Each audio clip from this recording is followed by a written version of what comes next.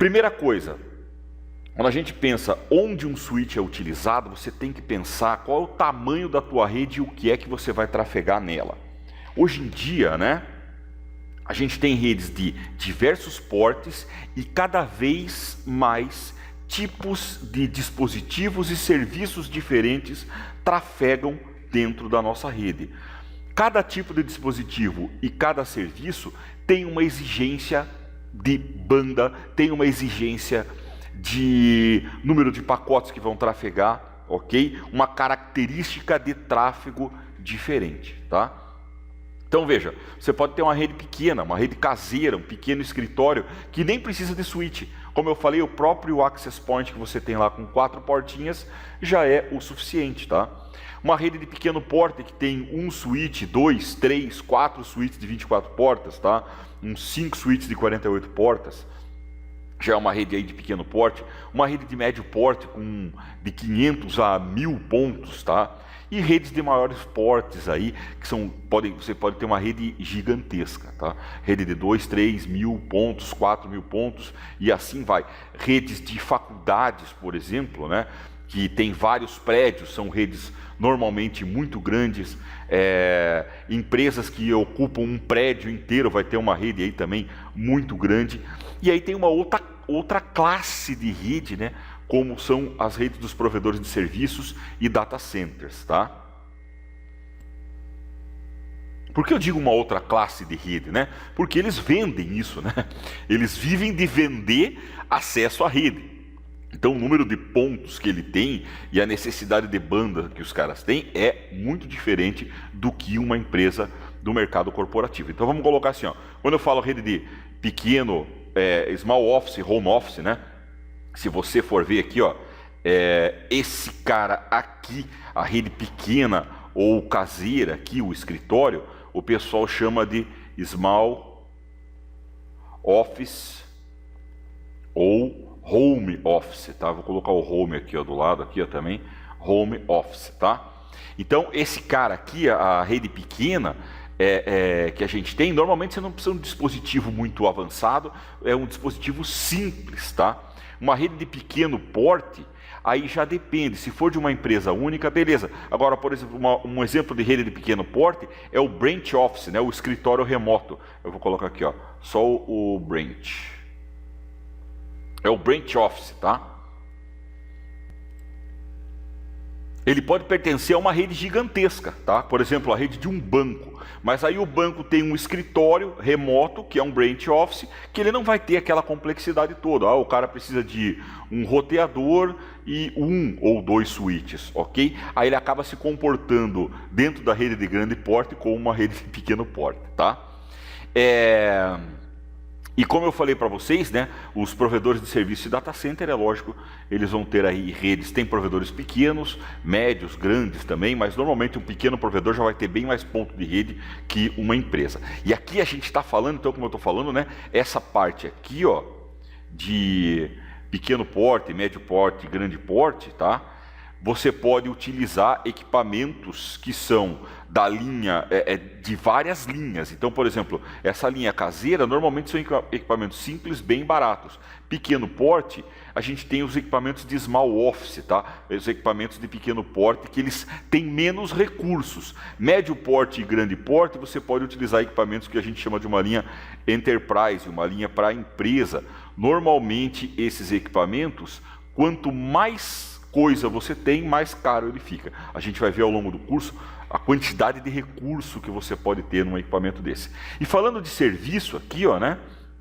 As redes cada vez mais têm serviços diferentes, como por exemplo aqui ó, o Bring Your Own Device, né? O BYOD aí, Bring Your Own Device, quer dizer o quê? Você pode pegar e levar para a empresa o teu celular, o teu laptop pessoal e utilizar na rede da empresa. Cara, isso é uma encrenca, né? Você tem que saber como é que você vai lidar com isso, quanta banda a mais você vai dar, você vai dar acesso corporativo a esses dispositivos, então é um monte de Você tem um monte de coisa para decidir em relação à segurança, em relação ao uso da rede, em relação ao compartilhamento das informações corporativas com dispositivos pessoais, né? Então existe muita coisa para você lidar em relação a isso. IoT, que é, né, a internet das coisas, o IoT, a internet das coisas, é você colocar um monte de coisa na internet, qualquer coisa na internet, né? E isso vai trazer uma necessidade de banda, de segurança, a complexidade vai aumentando, né? Voz sobre IP, se precisar de voz sobre IP, você vai trafegar a voz em pacotes IP. Quando você trafega a voz em pacotes IP, você tem uma necessidade especial de banda e também de qualidade de serviço, porque a voz ela vai ter que ter uma priorização em frente a outros tráfegos, tá? Porque, por exemplo, quando você acessa a web, se der um pau lá no site, e você tiver uma dificuldade de acessar, você acessa de novo depois. Agora, se você está ligando para alguém, para um cliente, por exemplo, e a tua ligação cai, você pode perder uma venda, a empresa pode perder um negócio, a empresa pode perder uma parceria, né? Então, a priorização que você vai ter aí é bem diferente, né? Vídeo sobre IP, você pode também ter aqui, ó, videoconferências, você pode ter uma reunião com uma parte da empresa que está no exterior, que uma que está lá em São Paulo, Curitiba, sei lá onde, você pode ter um monte de coisa sobre vídeo, ok?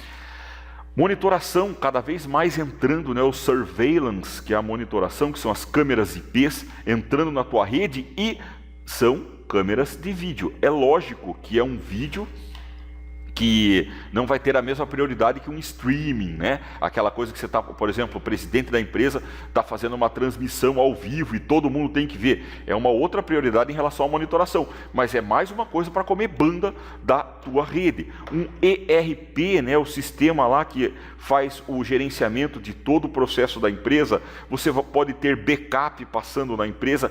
Cada cara desses aqui vai ter uma prioridade e vai ter um tipo de tráfego que você vai ter que lidar com isso. Quem vai começar a lidar com isso? Quem vai começar a lidar com isso são os switches, tá?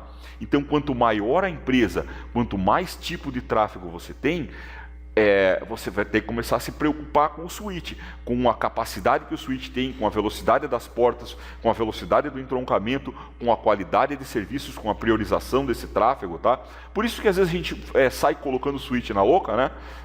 Como se fosse dispositivo plug and play, como se fosse um hub de antigamente, e a tua rede começa às vezes a, como a galera fala, um termo não técnico, né? Começa a pipocar, começa a ter problema, tá? Justamente porque você tem um monte de condição de tráfego, você tem um monte de condição de que às vezes até a tua topologia atrapalha o que é que você está fazendo. Então a gente vai ver um monte de recurso durante o curso que permitem que você misture tudo isso aqui de uma forma segura, tá? Que você misture tudo isso aqui de uma forma segura e utilizando, lógico, né, sempre boas práticas e coisas que o mercado utiliza normalmente, beleza? Então, ó, quando a gente fala aqui, ó, de empresas, né? A gente está falando ou linha Small Office, Home Office ou linha Enterprise. Quando a gente fala de provedor de serviço e data center, às vezes eles até usam a linha Enterprise dentro deles, mas existem também switches e dispositivos específicos para essa área, tá? Cada fabricante tem um negócio chamado, eles dividem a empresa assim, né, em verticais, em áreas de trabalho. Aí tem lá um setor de data center, tem um setor de provedor de serviço, tem um setor de empresa, setor de small business, setor de indústria e tal, e cada um tem uma linha de produtos, beleza? Então aqui eu vou voltar nessa figura para a gente ilustrar, né, que um switch ele vai ter diversos tipos de dispositivos, né, de endpoints, acostume com esses nomes, né, endpoint, dispositivo, hosts, né, os clientes que a gente tem. Você vai ter diversos tipos de equipamentos ligados nele, tá? E cada equipamento tem um tipo de tráfego, beleza? Então a gente tem que lembrar que o tráfego de uma câmera IP, ela tem que ter uma determinada prioridade na rede. O tráfego da telefonia IP também vai ter uma prioridade na rede. Os computadores, dependendo do que ele esteja utilizando, também, cada tipo de dado vai ter que ter uma prioridade na rede. Ok? Por quê? Porque senão, quando chegar num pico num pico de utilização, que o teu switch comece a ficar lotado, o que é que ele vai enviar primeiro e o que ele vai enviar depois. Isso é importantíssimo, né, no teu dia a dia, é o que a gente chama de QoS. E uma coisa muito importante também, que a gente vai falar depois, né, de interface, largura de banda e tal, é, cara, qual é a largura de banda da porta que você tem, qual é a largura de banda do uplink que você tem que ter, tá? Tudo isso depende da tua característica de tráfego e de quanto você está utilizando. E lógico, a gente descobre isso no dia a dia fazendo análise. Você pode fazer a monitoração de um link. Por isso que é tão importante você ter um switch gerenciado, né? Se você tem uma rede aí de médio porte para cima. Dependendo da tua rede de pequeno porte, você também precisa ter isso, né? Não é porque a rede é de pequeno porte que ela às vezes não precisa ter recursos avançados, principalmente dependendo do modelo da empresa que você está trabalhando, ok? Vamos falar assim, né? Que nem um chefe meu, quando eu trabalhei num provedor, falava, né?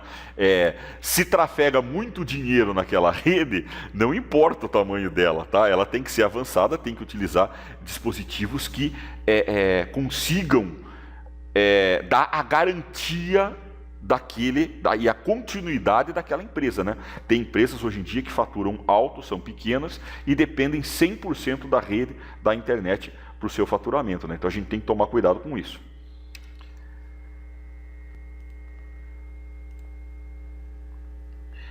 Voltando aqui, ó, a maioria dos switches que a gente tem contato, né? Quem está começando na área de redes, quem está trabalhando aí ainda nos níveis iniciais das áreas de redes, a gente tem mais contato com os switches de acesso, que são esses switches onde a gente conecta os servidores, conecta computador, conecta o teu telefone IP e tudo mais. Isso é o que a gente tem mais contato no dia a dia, ok?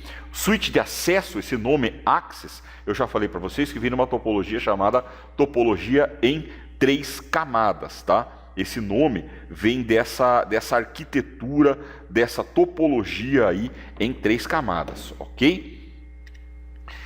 Se você tem um pequeno escritório, ou então você tem um branch office, né, um escritório remoto de uma grande empresa, normalmente você não vai precisar de uma arquitetura em 3 camadas nesse lugar. Você vai precisar de uma arquitetura como essa aqui, que é a mais comum, que é o Router on a Stick. O que quer dizer o Router on a Stick? Você vai ter um roteador na ponta aqui, que é o dispositivo de camada 3, para fazer o roteamento. Nele, normalmente o roteador é multisserviço hoje em dia, né? A gente fala roteador, mas os roteadores vão bem além disso, né? Teu roteador pode ser roteador, pode ser servidor de HCP, ele pode ser o teu Voice Gateway, ele pode ser um monte de coisa aqui que você tem nessa tua rede. Ele pode ser o teu referência para DNS, um monte de coisa, ok? E normalmente nessa topologia Router on a Stick você tem esse cara aqui que está conectando ele com o restante da rede e com a internet. Vou colocar aqui, ó, int de internet, tá? E os clientes internos vão estar ligados em switches. Aí você vai falar, ô professor, você ligou um cabinho só e se arrebentar? Não, você pode ter redundância aqui, tá? Você pode ligar, por exemplo, aqui, ó, 2 cabos para o roteador e 2 cabos em cada switch, tá? Não tem problema nenhum. Você pode ter redundância aqui mesmo sendo um branch office. Eu só fiz essa figurinha com um cabo por simplicidade, vou até confessar, às vezes é até um pouco de preguiça, tá? Tô brincando, beleza? Mas eu só fiz assim por causa mesmo de simplicidade, beleza? Mas pode ter redundância também, deve ter redundância, é lógico, que vai ser também um assunto futuro do curso, tá? A gente vai ter uma aula específica sobre alta disponibilidade e redundância, ok? Aí quando a coisa começa a crescer, quando a tua rede começa a ficar muito grande, tá? Por exemplo, aqui você tem um exemplo que tem 2 prédios, são 2 edifícios aqui a empresa tem.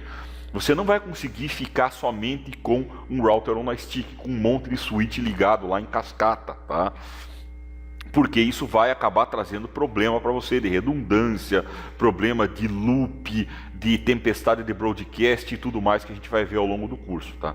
Então você vai precisar de uma topologia que seja bem estruturada e siga também as boas práticas e o que o pessoal faz no mercado, que é a topologia em 3 camadas. A topologia em 3 camadas, ela tem o acesso à distribuição e o core, que é o núcleo, tá? Os switches de distribuição, eles são switches normalmente um pouco mais caros e também suportam mais serviços que o switch de acesso. Normalmente são switches Layer 3, a gente vai falar sobre isso daqui a pouco, tá? Em uma outra aula eu vou falar sobre o que é switch Layer 2, Layer 3 também, a gente vai falar disso, mas normalmente switch de distribuição é um switch Layer 3 e que tem uma capacidade de conexão normalmente de várias fibras óticas, tá? Não é um cara que tem um uplink, porque ele normalmente serve só para uplink, ele não vai servir para você conectar servidor, computador, nada, ele vai servir para você conectar outros switches, ok?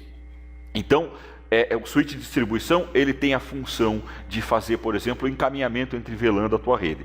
Se a tua rede não for muito grande, você pode até juntar tudo numa coisa só, distribuição e core, tá? Você pode ter distribuição e core, que a gente fala colapsado. Então, um par de switches desse aqui pode fazer a distribuição e core ao mesmo tempo, ok? Não tem necessidade, se a tua rede não é tão grande assim, de você ter o core. Você pode ter só o acesso com o roteador, né? Um router on a stick.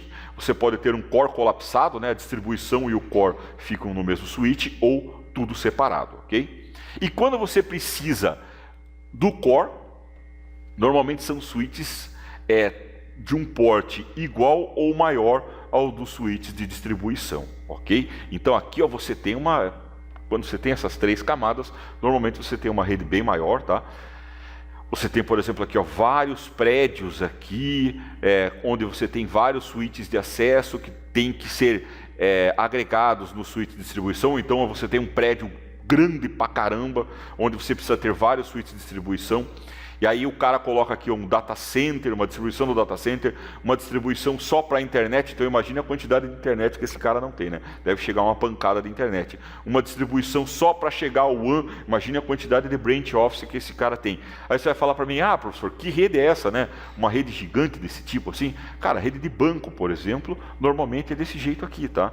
Uma rede de uma grande empresa, uma multinacional que tem várias fábricas e tem o seu escritório central lá num lugar e fábricas e plantas espalhadas, pode também ter isso aqui. Então no Brasil tem esse tipo de rede, professor? Tem sim, tá? No Brasil tem esse nível de rede, existe também aqui, ok? Para você ter uma ideia em relação a fabricante, eu coloquei um exemplo aqui de switches da Cisco, tá? Então, por exemplo, ele colocou aqui um Small to Medium Business. Cara, isso aqui é para americano, tá? Não é bem a realidade do Brasil, beleza? O small da gente aqui é bem mais small do que o dos Estados Unidos. O pequeno daqui é pequeno de verdade, tá? Então vamos colocar assim, ó. Isso aqui seria para médio aqui no Brasil, tá? Isso aqui seria para os grandes, ok? Até para o médio isso aqui está meio paulada, mas beleza. Então você tem aqui, ó, no acesso, switches Layer 2, tá? Switches Layer 2, a gente vai ver depois o que é Layer 2, Layer 3. Quer dizer que ele é um switch que não tem capacidade de roteamento, ele não tem serviços de uma camada mais avançada, por isso eles são mais baratos, tá? Aí na distribuição aqui, ó, você tem para small, você tem essa linha 3850. Você veja que essa linha 3850 para o cara que é grande, ela ficou no acesso, tá? E na distribuição eles colocam essa linha chamada 4500, beleza? E aqui no core ele colocou o 6800 e aqui também ele colocou o 6800. Aqui no Brasil, se a empresa é média, cara, dificilmente vai utilizar um 6800 no core, tá? Vai utilizar uma linha um pouco menor, como até o 4500, por exemplo, aqui no core, ok? A gente está falando aqui de esses switches dessa série 6800, são switches modulares, que a gente vai ver depois também, isso influencia no preço, né, o tipo de switch que você tem. A gente tem que lembrar que quanto mais recurso você tem no equipamento, mais caro ele fica, ok? Mais caro ele vai ficar. E aí às vezes a gente fala, né? O fabricante tal é mais barato, o fabricante X, Y, Z é mais barato, mas normalmente os switches que você tem mais recurso, não importa o fabricante, eles acabam ficando meio que parelho, beleza? Mas é lógico, né? Eu vou colocar outros exemplos aqui. Por exemplo, a gente tem aqui, ó, Juniper. Isso aqui são switches da Juniper, tem um exemplo de distribuição, acesso, distribuição e core com dispositivos da Juniper, também eles têm todas essas linhas. Aqui, ó, tem linhas de switches da Huawei, também os caras têm linhas de switches de acesso, distribuição, core, também a Cisco, Huawei, a Juniper, a Extreme, sei lá, tem um monte de fabricante aí que tem suítes de distribuição, acesso e de core, suítes modulares, não modulares, suítes para small business, pequenas empresas, médias empresas, grandes empresas, tá? A gente aqui está fazendo um curso aberto e eu quero mostrar para você que existem várias opções, ok? Então é isso aí, se você gostou desse vídeo, não esquece de dar um gostei, eu curti, dar um like e também, se você estiver aqui no YouTube, não esquece de assinar o nosso canal. Em algum lugar aqui tem uma logo da DLTech, onde você pode clicar em cima e assinar o canal. Aí você vai virar um subscriber, um assinante do canal, e sempre que tiver uma novidade, você vai receber um aviso e vai poder assistir. Se você está no Facebook, em cima do vídeo vai ter a nossa fanpage, o link da página oficial da DLTech no Facebook. Clica lá, curta a nossa fanpage, que ela também é atualizada sempre com os novos conteúdos bem legais e você vai poder também ser avisado por lá quando a gente lançar alguma novidade. Então é isso aí, pessoal, um grande abraço e a gente se vê num próximo vídeo. Até mais!